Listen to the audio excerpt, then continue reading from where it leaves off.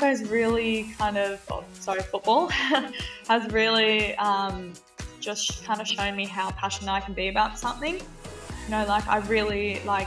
I love being involved in football as a player, and also recently during my rehab I've started coaching a lot.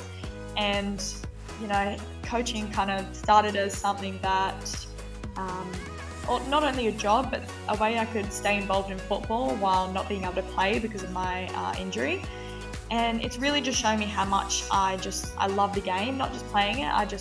I love everything about it, honestly. I love being able to help young girls grow up and have a female role model and get better and improve and move along that path to being in that professional environment themselves.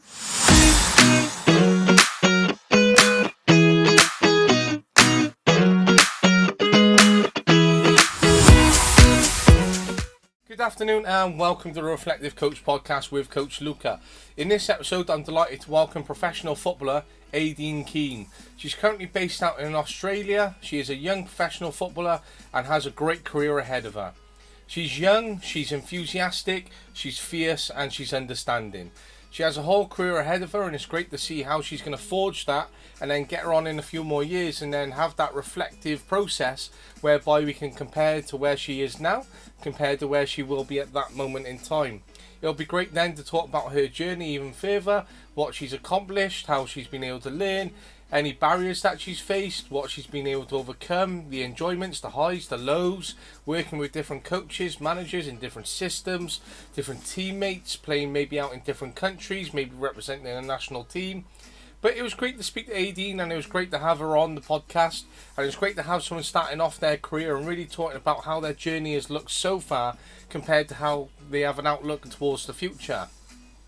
It was great to talk about how she has embarked this journey to becoming a professional and transitioning in her personal and professional life from a grassroots footballer into the academy into being a professional, and how this has had a knock-on effect maybe with relationships, especially with friends, and going out events, socialising, and maybe missing out on moments in life whereby you're turning them down to make sure you have that commitment to training, making sure that you're fit, you're energetic, that you're ready, that you're not impacting your body by being in that social event, by drinking, by being tired, etc. Now, it's not saying that you can't go to these events and that you must miss every one of them. But at the end of the day, if you're travelling, if you've got training, if you've got a game, if you're mentally preparing, if you're having some downtime from a heavy week of training, game, etc., then sometimes you have to miss out on these social events. And it can be really hard when you're growing up, because some of the things that young people just want to do is just hang around with their friends, just enjoy these moments, go out to social events, especially when you're there. But it's hard because you have to make that tough decision to miss out on them. And some kids really make that decision, and then it never really pays off because they don't become a professional footballer. And then when they're older, they sort of look back going, do you know what, I actually wish I'd done more of this and more of that. But then they sort of have some kind of regret, but then they can also look back and have no regret because they knew that they put everything into it. And they knew that they really tried to push themselves towards being a professional footballer and gave everything to it. So if it doesn't work out for them, at least they can look back knowing that they put everything into it and that they really committed to it. It's just hard because then sometimes your friends don't really understand what you're going through while you're trying to commit so much. They believe that you're not trying to go to events with them, or they may have that thought process behind it. And they may be impacted in terms of that relationship then, and it can be tough to deal with as a kid growing up then, because you're constantly travelling back and forth, your teammates might change, your coach might change, your expectations are high, you're missing out on memories, your relationships with friends are being impacted. But I'm so glad Aideen has made it as a professional, and I hope she continues to do well in her career and her future ahead of her. She has had a major setback recently though, because she has just been returning from injury at the time I spoke to her, and it was quite a big injury to be impacted by, especially earlier on in her career. But it's great that she has the resilience to sort of come back and overcome this injury and the mental blocks that come with it. It's very tough enduring an injury, not being able to play, not being able to train, being away from the game, missing out on that game time, your fitness is being impacted. You know, mentally then, how you overcome that injury, whether it's going to affect your style of play, how you reintegrate yourself in terms of the squad, whether you get back into the starting lineup, how your position may look, whether someone else has come in, whether you know teammates have come in and you haven't built that relationship with them, and then whether it's going to pay off and not pay off.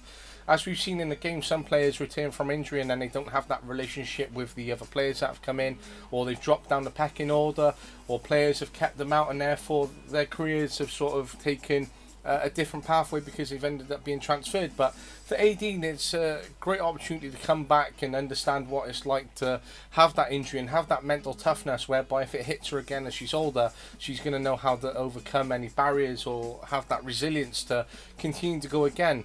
It's a shame that she has had that injury, but that mental toughness is something that is really required. And you could get to a point when you're 26, 27, you might be coming up to your prime years, you might have hit the absolute pinnacle of your career at that point, and then suddenly you get hit by a big injury, and then at that point it might affect you even more because you've never really gone through that process, really never experienced what it's like to be injured and miss out on that game time, whereas Aideen can actually transfer this into what she's doing. We talked about her attributes, how she's able to adapt, the expectations of coaches and that style, and what may be needed in terms of coming back from injury, or what's needed from her as on the pitch to play a different position or to meet those expectations. We talked about the importance of coaching environments and how this will affect players, especially when they're training and playing, will affect the dynamics, the relationships, and all those kind of things that go into it. We talked about the importance of off-the-field activities to really bridge those relationships, maybe connect the coaching team closer to the playing team, making sure that those memories are being created, especially when you're a group and you're trying to create that great environment and that dynamic to really go places. And when you go through those losing moments, then you know you have a collected team and you have each other to bounce off. So off the field activities is really important, but it's also really important to have that downtime and to be able to relax, especially away from all the training, the analysis, the reflection, the detail that goes into it, the one-to-one coaching, the group training, the tactical presentation, you know, the tactical preparation, everything that goes into it. So off the field activities is really important to just have that downtime. We talked about coming back better, being stronger, female role models, the relationships that affected, as I mentioned earlier on. She spoke about being an under-19s youth player, which is fantastic. And I absolutely love these names that they've come up with out in Australia. The Young Matildas, which was a program that Aideen came through, and it's a great program developed out in Australia, and it's great way of developing female participants and players into the game. So that's an experience in itself, and to be proud and call yourself a Young Matilda, to represent your national team and go through that program, it's something that any young person over in Australia can really take away and build that pride into them. So that's something that can really be taken away by other countries and maybe their systems, and what it's like to represent and create that story, what it's like to be a young Matilda, and what it may be like as a player to experience that, and the pride of representing your country, to be part of that group, to be part of that maybe elite success, to really push on and start moving through the aspirational process as you go through that. The Joeys as well, what a great name, and I just think it's fantastic that Aideen has come through this fantastic journey, and it's going to be great to see where she goes and what comes up in the future. I'm so glad I can finally release this now, Aideen. I know it's been quite a while since we spoke and recorded this actual episode. Actually 3 months since we have. Just 2 days off that, really. And it can be a long waiting game, especially as you see other episodes coming out, etc. But Aideen Keane is finally here. I'm so glad I could have her on in terms of the Q&A series on the Reflective Coach podcast. You can find the Reflective Coach podcast on Anchor, YouTube, Spotify, and Podcast Addict. You can also find it on Twitter and LinkedIn. It's at TRC podcast _ on Twitter. It's the Reflective Coach podcast everywhere else. I'm Anthony _ Luca 96. Drop a follow, drop a comment, drop a like, leave a subscribe. It is really appreciated. I will hope that you enjoy this episode as much as I have. Aideen is a wonderful interviewee, and I wish her the very best of luck on her career and what's to come in front of her. She has so much ability, and she has such a great accolade of success already that she will really go places. Aideen, I hope you're well. I hope the comeback from injury is continued to go well for you, and that you've been back training and playing, and I wish you every success.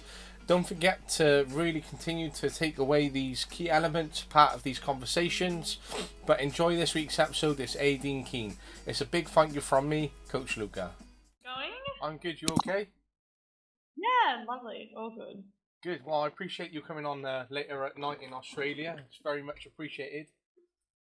No worries.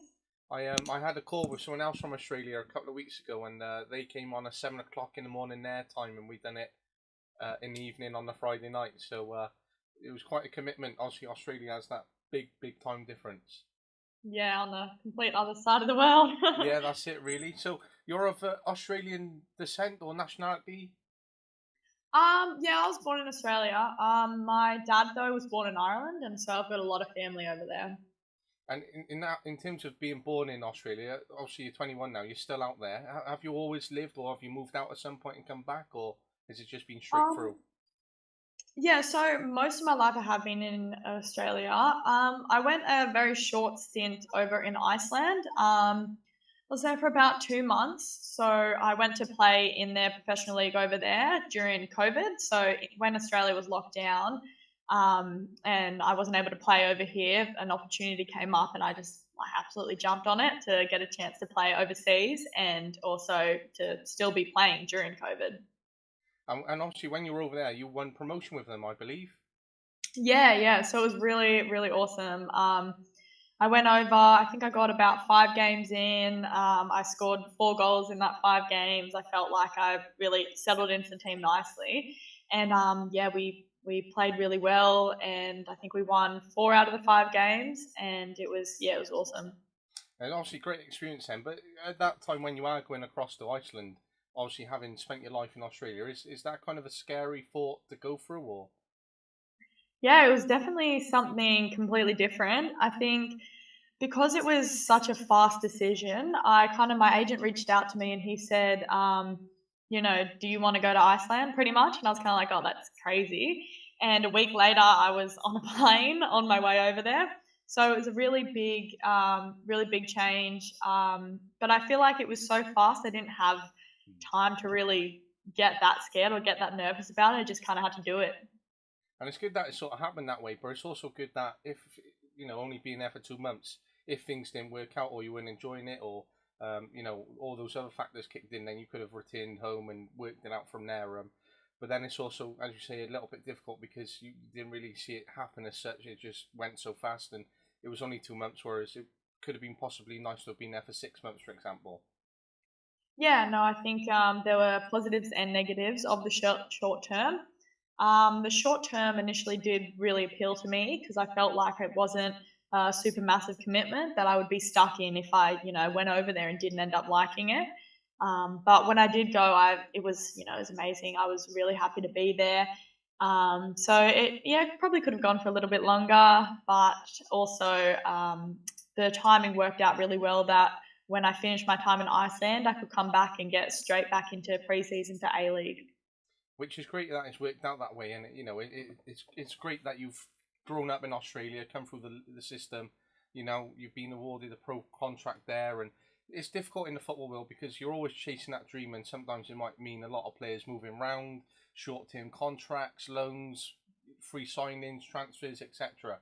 Especially on the women's side, where there is segmented pay in certain countries, or you might be better off actually moving away from your country to have the opportunities. And it's very difficult for female footballers right now in terms of until the game really grows, and then there's going to be a lot of clubs that they can jump around a lot more freely, compared to men, because obviously men are at the forefront of it as such right now. Until that changes and that balance works out, or the women's game massively grows, then it's going to be more opportunities for them. But for you, it's been that great journey because you have been able to stay at home so far, and I believe you've represented Australia in the 19s as well. Yeah, yeah. So I was in the young Matildas for a few years on a few different occasions. Which is, it shows that the program works, and it's great for someone like yourself where you have that ability to stay at home, be close to family, or only be a couple of hours away from it, etc. But remaining in Australia, is that something like long term for you, or is it like, right, see what happens, and I'd like to get out to Europe, or how does it sort of look in your head from now? At the moment, so right now I'm currently going through an ACL rehab. So my main priority at the moment is just to get back and fit, and I'm planning to do that in my NPL season over here, and then have a really good A-League season. And then in that kind of next few years, I would like to look at possibly going overseas. So being in the A League in Australia has been really great for me up until this point, and for the next couple of years, I assume it will keep being like that. But it's difficult because it is a shorter season. It's a lot harder to live off an A League. Like the pay isn't as good as it is overseas, and so a lot of the girls are playing A League and then having to have a full time job as well. So in terms of that, like long term career development, I think I definitely do have to look at going overseas at some point. But it would be nice to see if, hopefully at some point that does change and staying in Australia for other players and myself included can become more of a long term thing. And let's hope so, because it is difficult to sort of up from home and move out from the country when realistically here in Britain, if especially England, if the players come through the system, they get to live in England. Yes, they have to move around up and down the country, but they don't have to go abroad as such unless big moves come along. And I'm thinking lower league levels here now.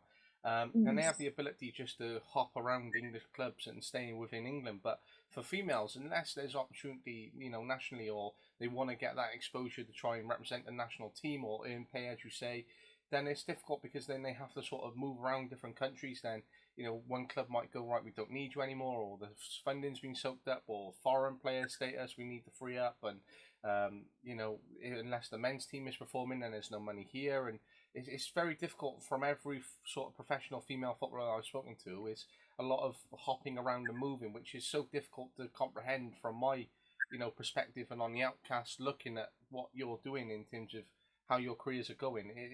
It's quite sad to sort of look at and have to see players go through that, which is, which we all know is very unfair for females right now.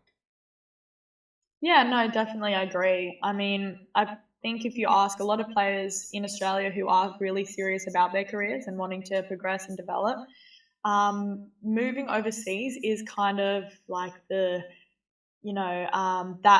big step that if you really want to be professional at like the highest level, that you do have to unfortunately do.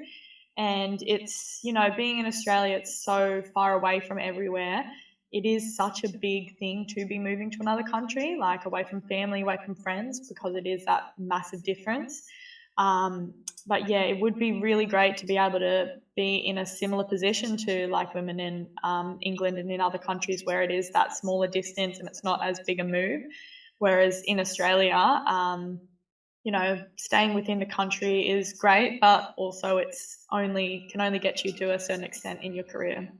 And then it's difficult then, because as much as you are chasing that dream and you want to earn the money, and you might have great opportunities by moving to one club.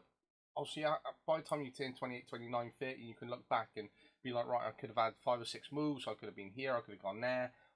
You realistically, as much as you've achieved all that and you're following that dream, it's difficult because then you are leaving family behind, you are missing out on memories, you have mixed friendships, and then you sort of go, oh, my 20s are gone, and that's a big chunk of your life. And it's difficult because you weigh up personal life and professional life, and it's quite difficult in terms of the way sports lead sports people. Yeah, no, definitely. I think also another massive part to do with that kind of space is looking at female like footballers' careers outside of soccer. I mean, most professional footballers do once they finish their career, because it can only last so long, definitely have to have another kind of career to fall back on or to move on to. And I think for women as well, especially with that like pay disparity, we are having to try and work on and build those careers while we're still in our professional football careers. And especially, studying and trying to build that career, it's really hard when you are moving from place to place. Like personally, I'm looking to study medicine. I've got a degree in medical science, and I'm looking in the next couple of years to start that medical degree. But a massive part of that is I have kind of no idea where I'm going to be in the next couple of years. So it's very hard to, I can't just commit to a 4-year university degree when I don't even know where I'm going to be in the next few years.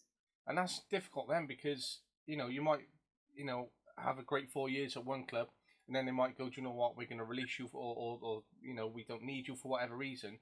And then you might not have an offer for a club for say 6 months, for example, for any female player, and they haven't got that degree to go in straight into a job and work for 6 months or anything like that because they've missed out for it. And it's difficult because then they could have that 6 month filler and a club could come along and go, all right, you're free right now. Here's, a 6 month contract. Do you want to pick it up and go from there? But it's difficult because, they've had to postpone studies like yourself and because of that uncertainty around it. Yeah, no, definitely, I agree. There's a lot of difficulties, and yeah, it's really hard to balance that career in football and then also post football or even during football career. And it's quite sad as well that female players, have the sort of success plan already. I know it's the same for every sports person because they never know what's going to happen. And I work with a lot of young people, and they're like, "Oh, I'm going to make it as a pro footballer, and that's going to be it." And I'm like, "Well, no, life kicks up at any point as well." And it's talking a lot around lives and where it works out. You never know what's going to happen around the corner, and they're so naive in their sense of being young people that they got a lot to learn, and they think, right, I'm just going to do this, and this is going to work out. And it doesn't because you might have time delays and things crop up in life, and then it's difficult. But it's for female footballers, they always have the success plan at the minute already because if you take a year out to have a baby, for example, then it's, well, will the club pay you for a year, or are you going to be released because they know that you're going to be pregnant, etc. And they don't want to pay that maternity leave because football's not the most stable of worlds essentially when you really get into it. Yeah, definitely. As well, with that, young players, seeing a professional career in sport as like their end goal as well.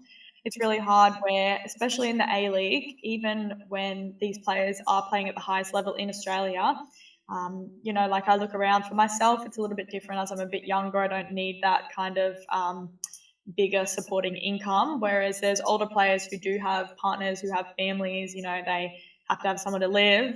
They really do need to supplement that income massively with another full-time job.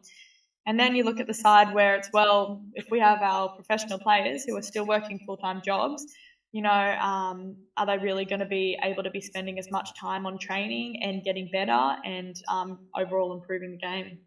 And relating to that experience and what you say there, I spoke to another professional footballer, and she's saying that she had a lot of friends in the US who were decent pro footballers, but they decided to give it up because it was easier to maintain a job, earn an income, and start their family and have all that than it would be to play, because obviously there's a lot of travel, you're away from family, late night training, obviously you hit on the body, and then as you recover then from maternity leave and get back into it, and obviously then that connection with baby and so on. There's a lot of considerations in the female game, and obviously a lot of well-being, a lot of psychological support, a lot of family care, a lot of player care, and a big thing right now is player care within football. But obviously for females there is so much consideration in terms of that. Obviously males can have paternity leave, but they don't have it like females have maternity and have that connection with baby then, and obviously when baby needs mum, etc.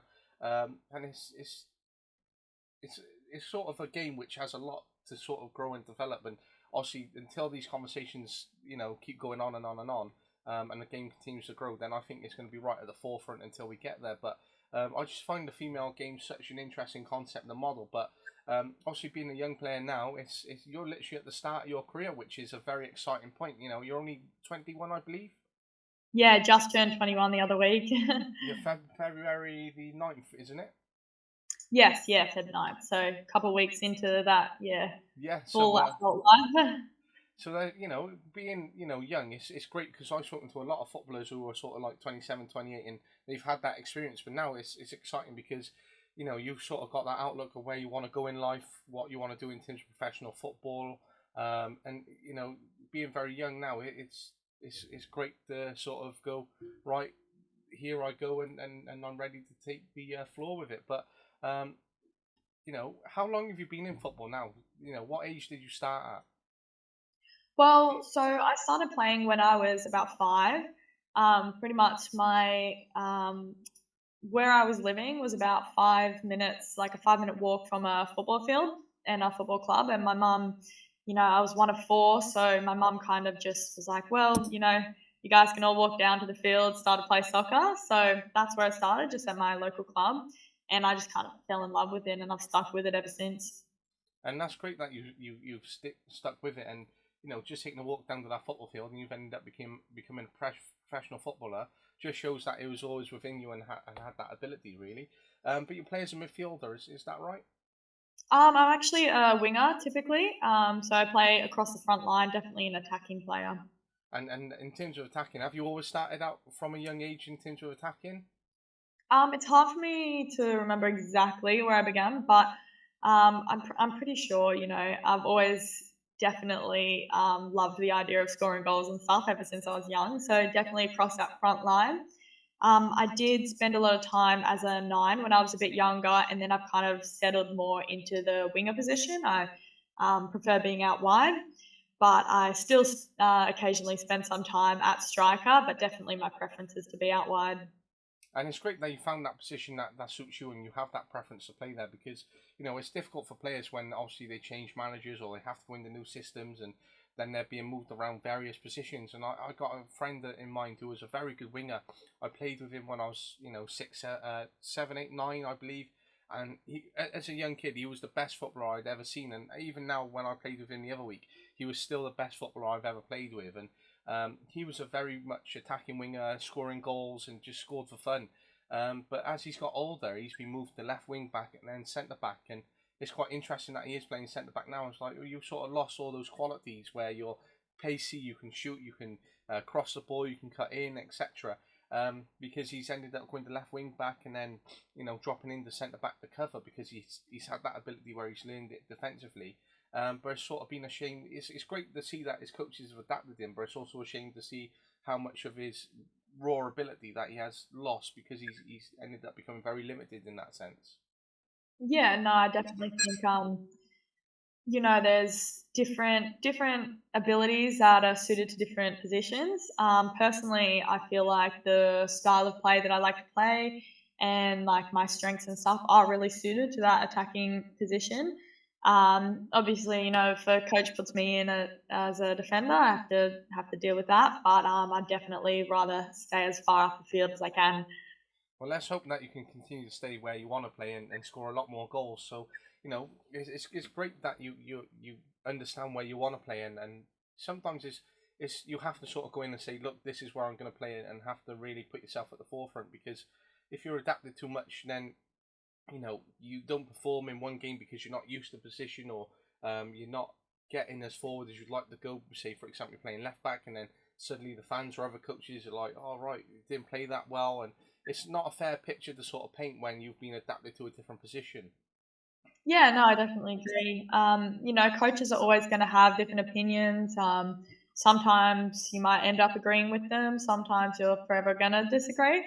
Yeah, personally, I do see myself as a very attacking player, and it'd be pretty hard to find myself then kind of moved into a defensive position. I think I'd lose out on a lot of the things that kind of make me the player I am, and I feel like I wouldn't really be able to put my best foot forward in one of those roles. But of course, I'd always do my absolute best, and you always got to trust the coach and listen. Yeah. And in that sense, are you worried at any point of having a coach where they could change you entirely, or worried about going into an environment or change room where it could be a lot different to what you've experienced?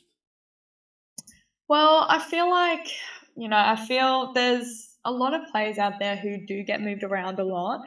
I've never actually really experienced that much at all. I've only kind of played as a winger or as a striker. Like, I feel like that's quite solidified. There are times where I have had to drop back to that fullback position.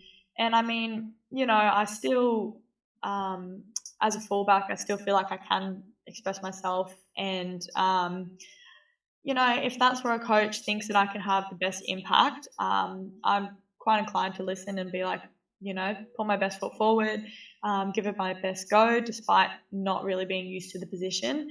It definitely wouldn't be my first choice though, but in a career in football, that's just what happens sometimes. Yeah, and it's you have to sort of get out there and do what you have to do to make things viable and make things happen in that sense. And when we talk about making things happen and that viability as such, as much as you are now a professional footballer and you're training and there's a lot on and you might have analysis and you might meet with the coaches and then you might be traveling away, has that affected relationships with your friends and family in that way? Because some footballers that I've spoken to have said their friends don't really understand the journey that they're on. They don't understand how much time they're putting in, and it sort of has affected those relationships. Yeah, I think, it really depends on the kind of people you have around. For me, especially, I went a 6 month stint kind of without being home at all. When I went over to Iceland, I flew straight into Perth to start training for A League. And because we were in COVID times and the WA borders in Australia were shut, so there was no travel between WA and New South Wales, where I am from and where all my family and friends are. I went 6 months without seeing all my family, all my friends, and my partner at the time. It's quite difficult, not being around those people. And there's a few friends who they don't quite understand like the time and effort and stuff like that I do have to put into it. And I feel like the biggest kind of like way that I see that is when maybe I might get, invited to do something, to go somewhere, and even if it's just like a late night kind of activity, I'll be like, well, like I've got training in the morning, I can't go. And they're like, oh, it's fine, it's one training session. And I'm like, no, like, I have training in the morning. So I think there's a bit of like a, divide in that sense. But personally, most of my friends have been really supportive, and I'm really lucky to have those kind of people around me where they are supporting me and are trying their best to understand. But I can definitely see how it can make people kind of drift apart a lot. And when you are in that sporting world, and we have to make things happen whereby we've become professional, we're in that professional environment, we're chasing that dream further, we're constantly taking on feedback, and we know we have to push ourselves to be at our best performance levels. People don't really understand sometimes when we say things or when we talk about these situations or our mindset, because we have to be carved, I believe, from a very particular mindset to really reach the top levels, and not everyone understands it. And sometimes I talk and I see people looking at me, and I'm like, well, if certain people like those who have made it to the top, the professional footballers, the business leaders of the world, the professional managers, if they didn't speak the way that we spoke and had the mindset, then they would have never have got there. So I think it's quite difficult until you understand these people from students like us, essentially looking at those who have made it at the top levels, going, right, I need to get there, I'm going to get there. And now being young and starting to make it professional like yourself, that we start to develop that mindset as well. And once we start talking that way and understanding it, other people don't see it that way, and they're like, oh, well, that's only that way, and that's for them. And it's like, well, no, you have to have that certain mindset, and it's quite difficult because people don't understand the way we sort of work sometimes. Yeah, I think that's definitely massive. I think a kind of good way to look at it in that sense is that talking about things like training and games and all those kind of football related activities, while as a professional player it is it is a job and it's also something that I love. But like the kind of, I feel like there's a bit of a divide in that mindset where I've got friends who also have jobs and like careers, and they might love their job, but they can take time off, and they can miss a shift, like if they call in sick, all that kind of things, where I think to them that's just kind of like, yeah, it's work, you can miss a bit. Whereas in football, even though it is that job and it is that career, it's a completely different environment where you can't really just take time off when you want to. If you really want to make it and be in that professional environment, it's a completely different scenario. And I think, yeah, there can be a bit of a divide definitely in mindset in that kind of sense. Absolutely, and having that mindset and training and being in those environments and looking to become that professional footballer to the higher levels that we want to achieve, because you're only 21.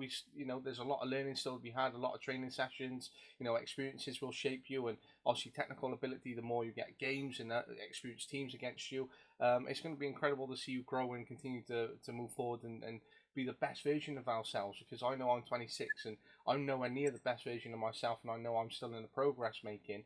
But what is the biggest thing that you've learned about yourself so far? I think soccer has really football has really just kind of shown me how passionate I can be about something. Like I love being involved in football as a player, and also recently during my rehab, I've started coaching a lot.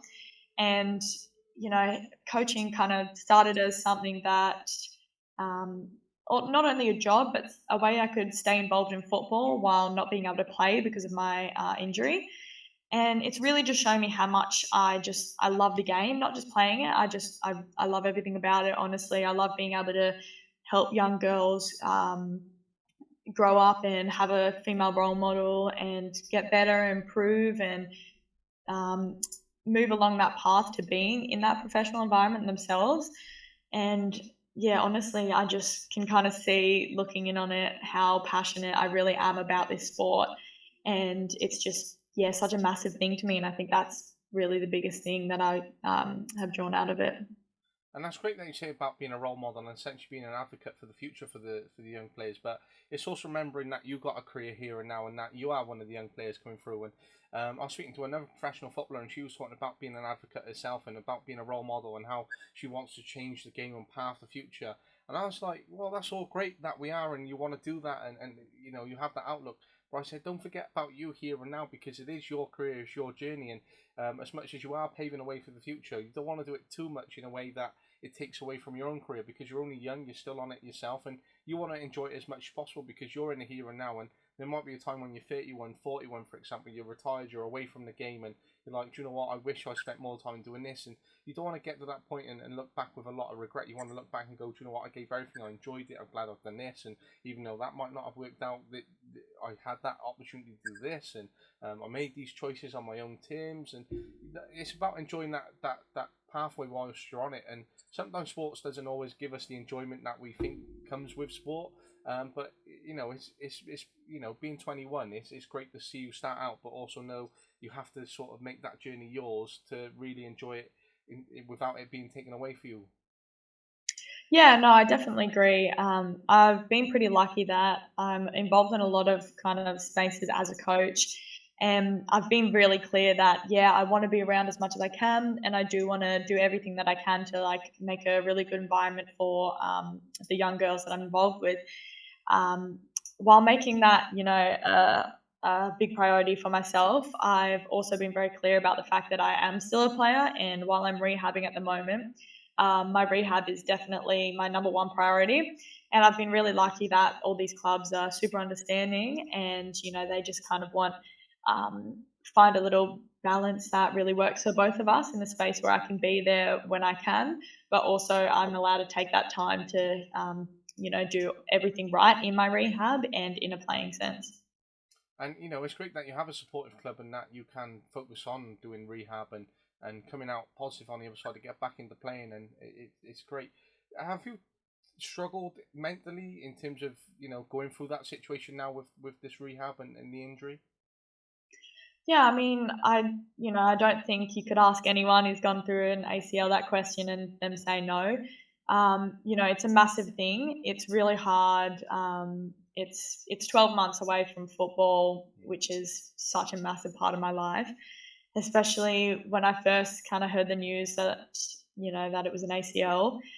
Um, every player knows just how hard that is and how long a time out it is. So first hearing that news, I was absolutely devastated, of course.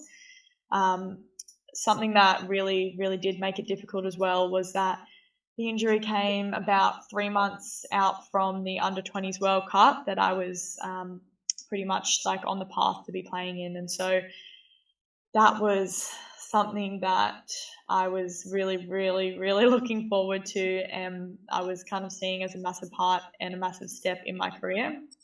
And so to then receive the news that I wasn't going to be able to play, and not just in that World Cup, but for the next 12 months, was really, really hard.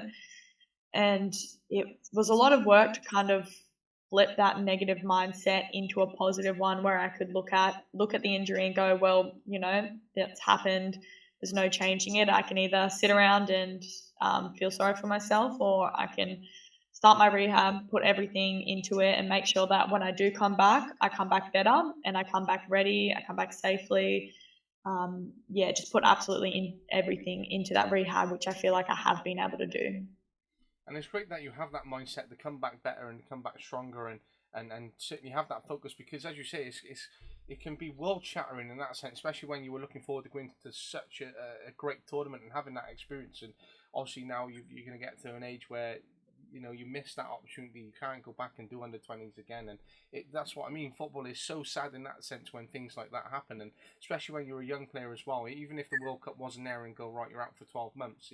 It's quite worrying in that sense when you are a young person, because you've never been through that before, and you're like, oh, I'm just starting out on my journey, and this big injury's happened, and what's going to happen with a club. And obviously it's very worrying when you sort of had such a good pathway playing in the 19s and then going out abroad and then having a pro contract, and then whoomp, this happens, and you're like, oh no, what happens here? And but you have that experience already behind you, and you've got that great mindset, and you've already impressed the clubs, and as you say, they're very supportive. So it's good that you have that support network essentially and pathway out of this, because sometimes you might find footballers where this happens and there's no sort of guarantee that a club are going to offer them a contract, or the contract will naturally end, or they're not being supported through it because they're looking at other players in the meantime. Then other players can come in, fill that position, and it's quite a difficult sort of situation to be in, because you can't really get back out on the pitch and go, "Woohoo, I'm here! Look at me!" And you're literally parked in the background until you're ready to get back out playing again, and it's quite difficult to watch. The team have success without you, and bringing other players to cover your position, because you're like, oh no, how will they perform, etc. And it's not to put more worry in your mind, but that's the way the football world is. Yeah, definitely. There's always there's highs and lows going through it. I mean, watching my team play without me is pretty hard to watch a team perform and watch them play, and kind of especially looking at my own position. I'm watching the game. I'm really rooting for my team, of course, but I'm also looking at that game in a sense where I'm going, I should be out there. I should be playing. I should be part of it. It's really hard to kind of go through that. Yeah, I think I was also very lucky that being with Perth Glory, that they've supported me really well through my rehab, and being like contracted with the club was, really great in a sense where I still have communication with the girls. And yeah, they've been really supportive going through it, but there's only kind of so much you can do when it comes down to it. I'm still not able to play, and I'm still missing out on something that is such a big part in my life. Absolutely. And now you are going through this, how are you keeping yourself occupied whilst you're injured? Well, it's really still massively football focused. I mean, at the moment, I'm about 8 months into my rehab, and it's really full on. I feel like my load hasn't really changed much at all. I mean, I'm still at the moment I'm doing three lower body strength sessions a week. I'm doing two upper body strength sessions.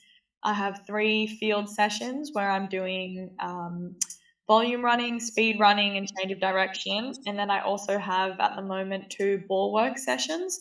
So I feel like my schedule is still really packed in that football sense. And then also I've taken on a lot of coaching work. So I'm coaching at a few different clubs, and I'm also doing a lot of private coaching, working one on one and in small groups with young girls and boys as well. So I still feel like my schedule is absolutely packed at the moment. And it's great that you're still busy and you're getting on with things, because sometimes that can take away from sitting through the injury or having to spend more time at home than you usually would, and then going out to have these sessions and then going, right, I've got a bit more free time than usual. But it's good that you are coaching. You've still got that football mindset, and coaching. Not every footballer wants to go into coaching, and sometimes it gives them another perspective where it's like, all right, I understand what the coaches want, or I understand what players are going to go through, or I understand when I have to put constraints in and how this might affect me as a player or would have affected me. And it can be really beneficial for a player to sometimes coach to understand the perspectives, because players will argue, well, why did you play me in that position, or why did you bring me off, or why did this happen? And it's quite difficult, because sometimes a coach has to make that change depending on the tactical element of the game or where the game's playing out, or sometimes that you're the one who has to be sacrificed as an attacking player because they're going more defensively, so they have to put a CDM on, for example.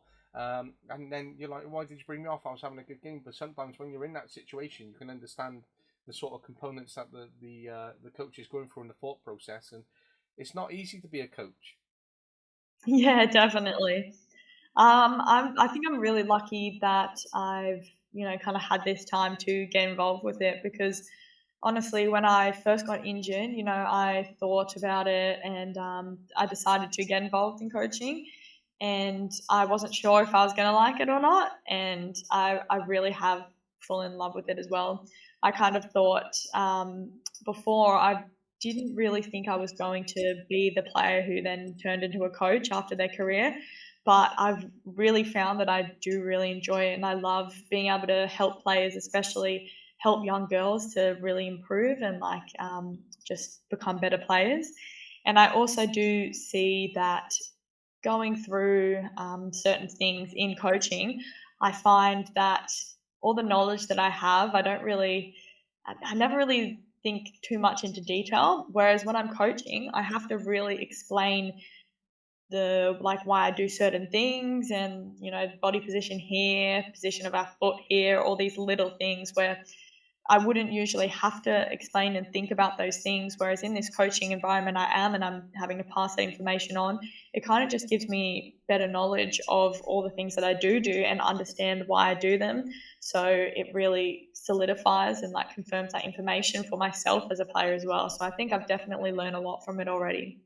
And it's great that you've had that experience at a young age already, and you have that opportunity to go out coaching where whatever country you're in, and have a bit more of an income, for example, if you need it and want it, and have that ability to start coaching alongside playing, which builds up that experience because you can put everything into playing, and as you say, you don't get that opportunity to study, and you don't know whether you can commit 4 years, and if you've got all that experience by naturally coaching alongside it, and say another injury came along or contract wasn't there, you needed a filler or something to do, then you've already built up that experience alongside playing. Because a lot of players at the end of their career are like, oh, I finished playing now. What do I do?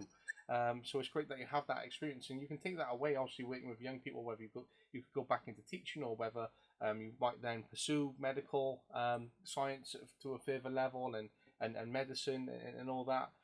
But it's great that you have sort of these doors open where it's not just right. Oh, I'm going to do medical science after. I found a passionate love for coaching, and I might do that for a few years. So it is great that you do have these doors, and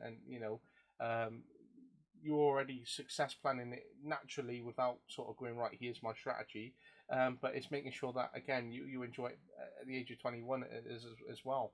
Um, when it comes down to yourself as a player, and when it, a person, would you say that you would put yourself forward to be a captain if it came available? I think I would. Yeah. At the moment, I'm definitely one of the younger players, so I think I'd probably need a little bit more experience. But I think the kind of person that I am, I feel like that's an opportunity that I would love to give a go. I think that I would be. I don't want to sound like I'm, but no, I think that it would be kind of well suited. Like I love helping others. I love trying to teach and communicate things with other players as well. So I think that definitely with this coaching side as well, I think that that's something that would really help in like a captain position. And that's great to hear. And again, how you relate that coaching experience to how you understand people, understand players, and how you can take that into being a captain. Because captain isn't always easy, because obviously you can be there to support their needs, and be on the phone late at night if they needed to ring you. And a lot comes with being a captain, because sometimes a player might need to confide in you where they might not feel that they can in a coach, or they're not ready to approach a coach about something, and you're then that lifeline or that extra phone call which could be made, and more responsibility comes with it. So it's great that you're already realizing yourself that you want to be a captain, and that you're ready to take it on if the opportunity presented itself, and it's something that you'd like to do, and it's going to add another element to your game. Yeah, no, I think it's so important, especially like off the field, that captain role. Like it's not just wearing the armband. There's a lot more that comes to it, and it's a massive part of a team. So yeah, like if there is a situation where I can kind of fill that space and help out, I would love to do that. And it's great that you say about off the field, and it's just brought up something in my mind now. Off the field activities as a team. So as much as a coach might plan a periodization in terms of training, they might go, right, this is our fitness load this week, and we might do tactical, and then we might do a bit of technical work here, and prepare for a game, and then might do a bit of analysis. Does a coach tend to plan our field activities, such as, right, in 2 weeks' time we're going to do this as a team, and then next month we're going to do this, away from all the coaching side, or is that just something that the players would organise themselves? I think it really depends on the coach, on the club, all those kind of things. I know the club that I'm working with at the moment that I'm coaching, me and another coach, we're looking after the under 10 side, and we've planned a couple of things. We did like a little group bowling night, just something fun to kind of get the girls, enjoying themselves, bonding with each other, making like relationships. I think that those kind of things are really good, even at a professional level, like playing at Perth. We've had a few things where we went on like a little team trip down the south of Perth, and it was really good. Like it wasn't just about the on-field aspects. We did, do a little training camp, but also we went out for dinner. Like we um, had a little games night kind of thing. So, I think there's a kind of balance between the coach and also the players organizing those kind of things. But I think in general, like it's really important and really great to have those kind of bonding experiences where the players can really make good relationships with each other, because that's super important when it does come back to that on-field team chemistry. Absolutely, and these relationships are so important because you're there for each other. You spend so much time together, and sometimes, as you say, in the working world, that we spend so much more time with our work family than we do with our actual family. So it is important to have that chemistry with them and have that opportunity to, maximize those relationships. Because if we are spending so much time with them, we want to make sure that they're purposeful. And it's difficult in sport because everyone has their own sort of mindset, their own, ambition and goals within achieving their dreams and where they're going to go in their career, and sometimes it's quite driven within them, and it can affect relationships because they're so driven, and they're like, all right, I have to do this for myself, and it doesn't pay off in terms of what comes off in terms of the radiation of their personality, and it can be difficult because then you have those sort of little hiccups where players are so driven to achieve for themselves, and you can see they're more about themselves than the team. So it is great to have these team bonding activities, as you're saying, just going out for meals and just going out for food, and just having the chats and spending that time together. I think is so important. It's something that I tried to really take into every team that I've had, and I know I've taken over an under-19s team this season. So, for example, at Christmas, we had a curry and a football night, for example. And it was just something to get the boys bonded together, get to see them away from the field, allow them to see us as coaches and have that discussion and just chat and just spend time together. And that's something that I really wanted to instill in the team this year. And I felt that it was just important to have those sort of concepts. It does play its part because off the field is just as important on the field, that I feel as a coach myself anyway. Yeah, definitely. It's absolutely massive.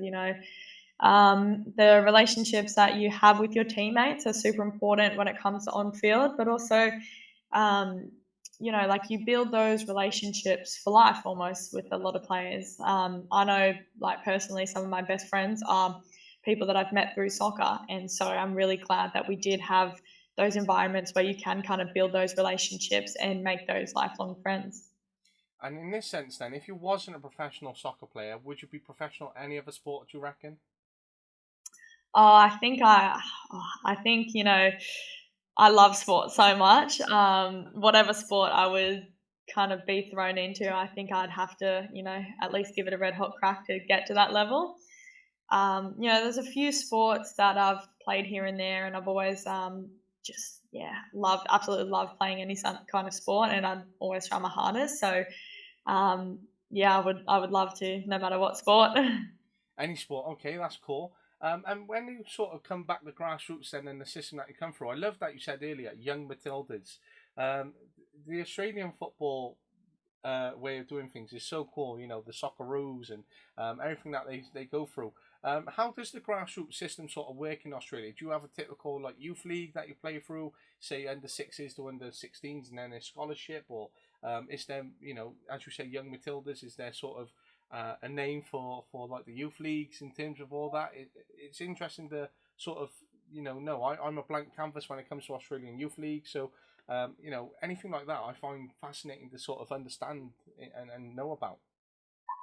Yeah, so in terms of the Young Matildas, that's a name for our under-19 side. It's the same for our Socceroos as well. So the Socceroos obviously is a all-age national team, and then there's the Young Socceroos, and then there's the Joeys as well, which is I think uh, under 23s and 17s, or some sort of age group like that.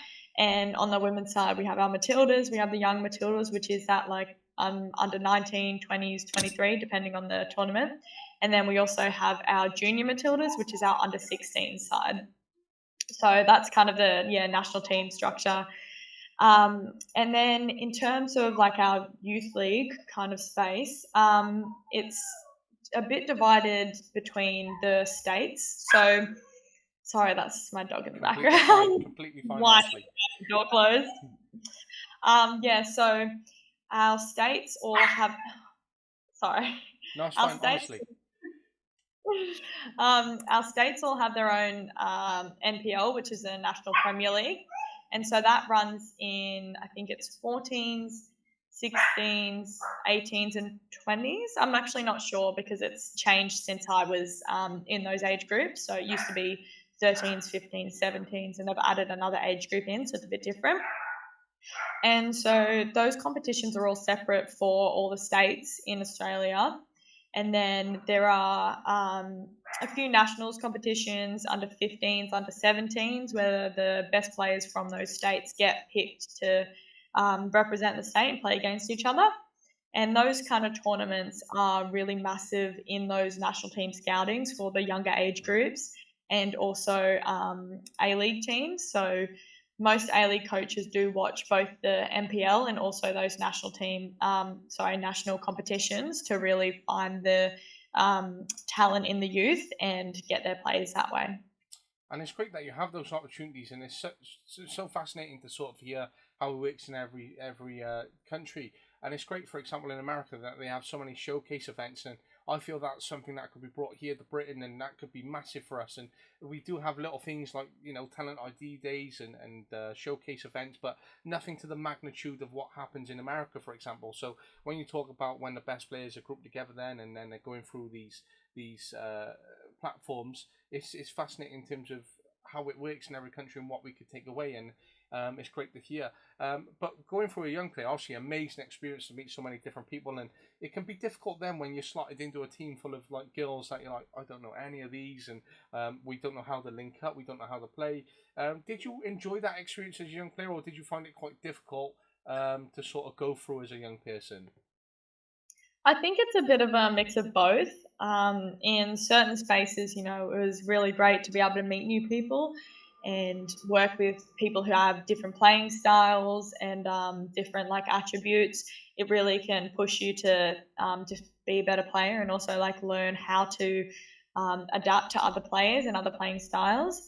It also can be a little bit daunting, especially at that younger age.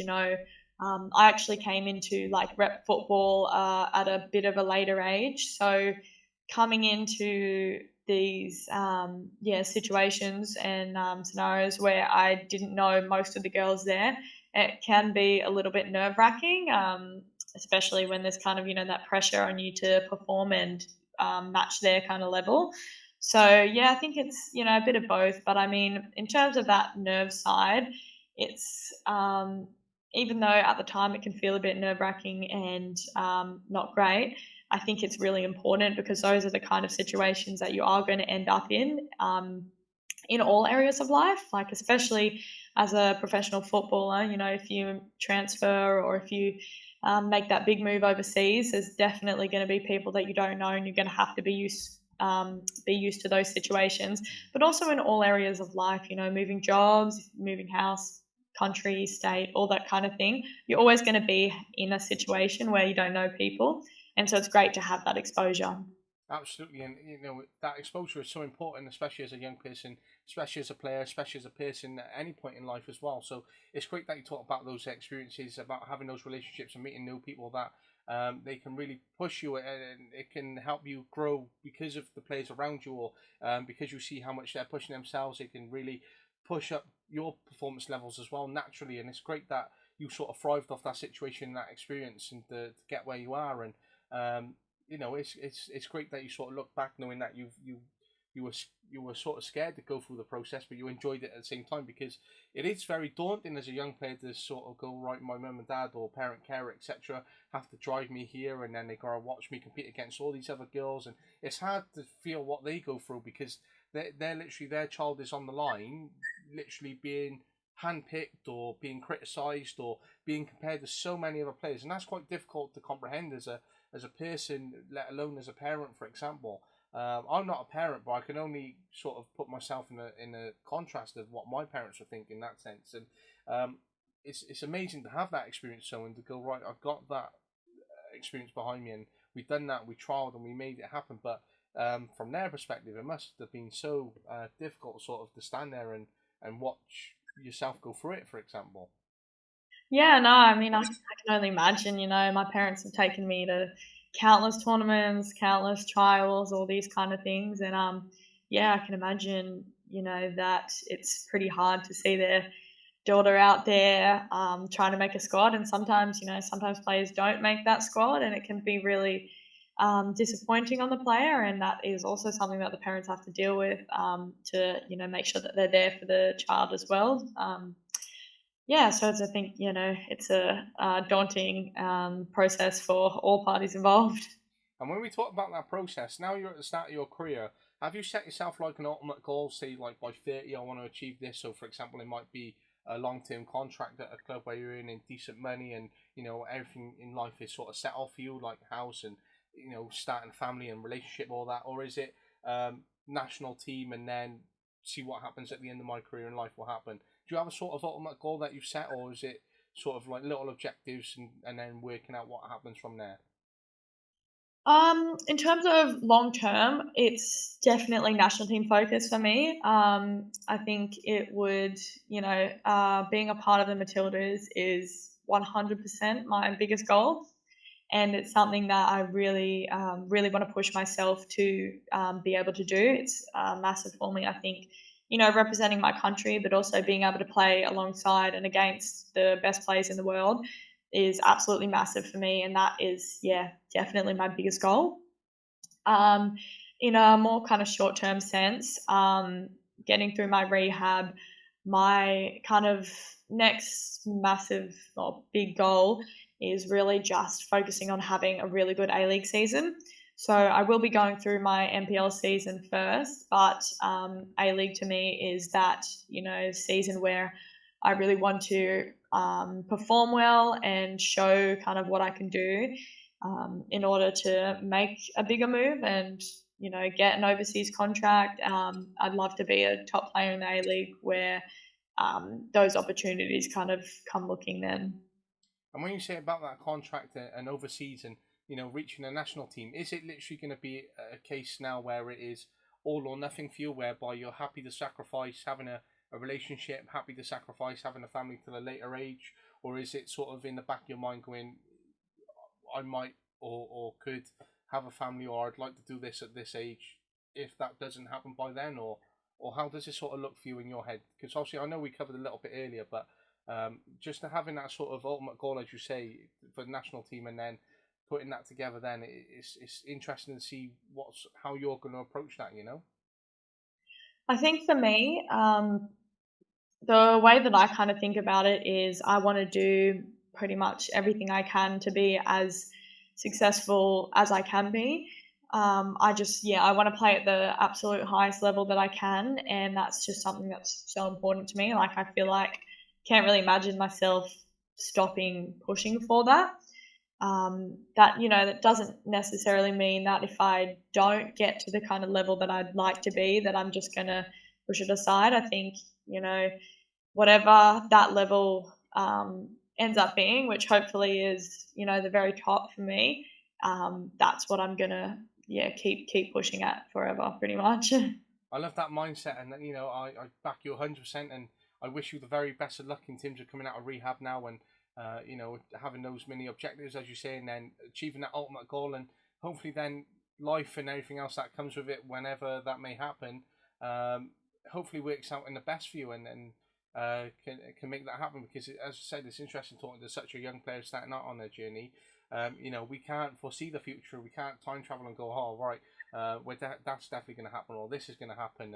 And so it's sort of a blank canvas where we've got objectives, but we don't know what's going to happen in the way of it. And it's scary, but it's also very exciting at the same time. So it is great to talk to you, and hopefully see that work out as we stay connected, and all of those things, and what happens. But I'm just excited to see where it happens for you, and I really hope that rehab works out really well for you. Thank you. Yeah. No, I've got it's a very, very busy few months for me to get back on the pitch, but yeah, no, I can't wait for it. I'm really, really excited. So yeah, thank you. It really means a lot. No problems, and I honestly, I hope to see you in a few months, and be out there scoring again, and in those attacking positions. And I'm grateful that it is about 9:30 at night where you are, and you're on a podcast call late, and I know it's fitting a lot in, especially when you do have a lot going on yourself, and you've got a lot of things that you could be focusing on, or chilling out right now, especially following however your day has been. But before you go, I just wanted to throw about 8 or 9 quick fire questions at you. Yeah, I know I didn't send them over to you because I didn't want you to think about them too much. But who or is your role model? When I was younger, I looked up to Kai Simon a lot. I went to one of her little academy camp kind of things, so I definitely looked up to her a lot.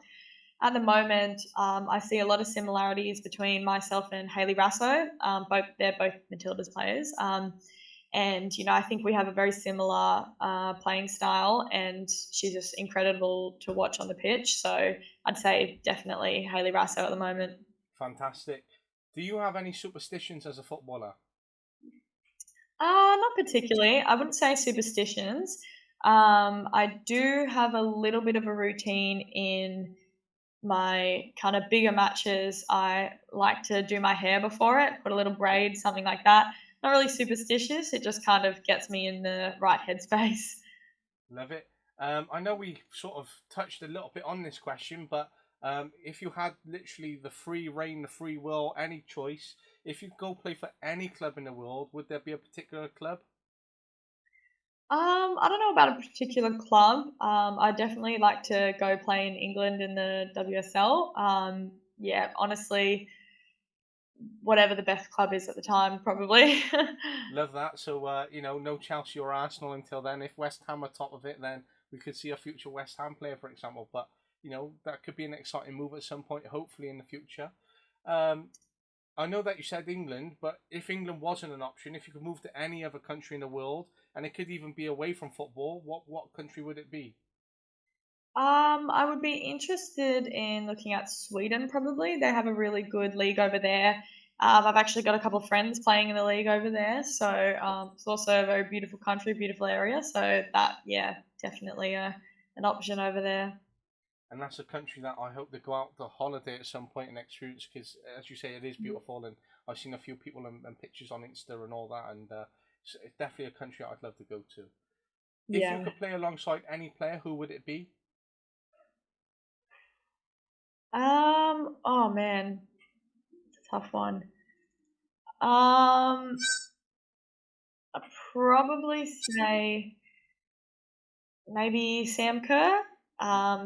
Being that Matilda star, I think that'd just be a great experience in terms of playing. But also, she is so massive in the world that it'd just be pretty cool.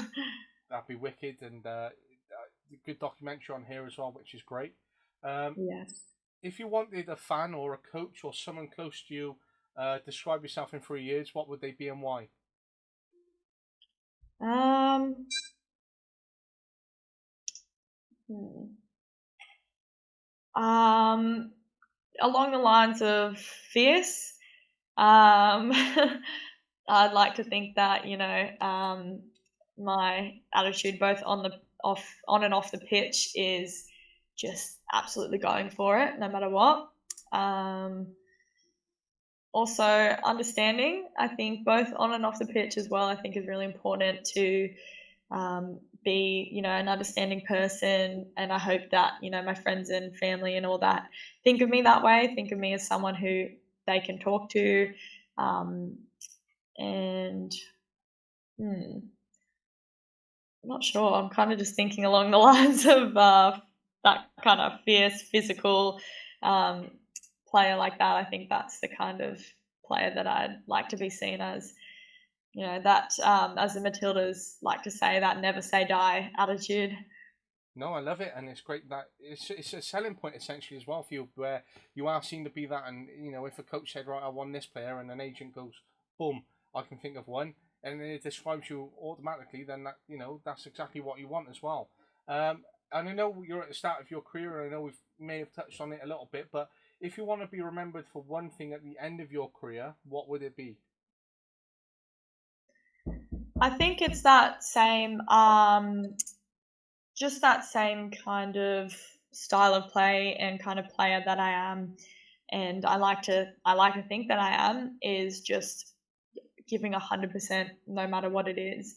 I'm a physical player. I'm nice and fast, and I think, I just want to be seen as that kind of player who, no matter what the situation, is going to give absolutely 100% in.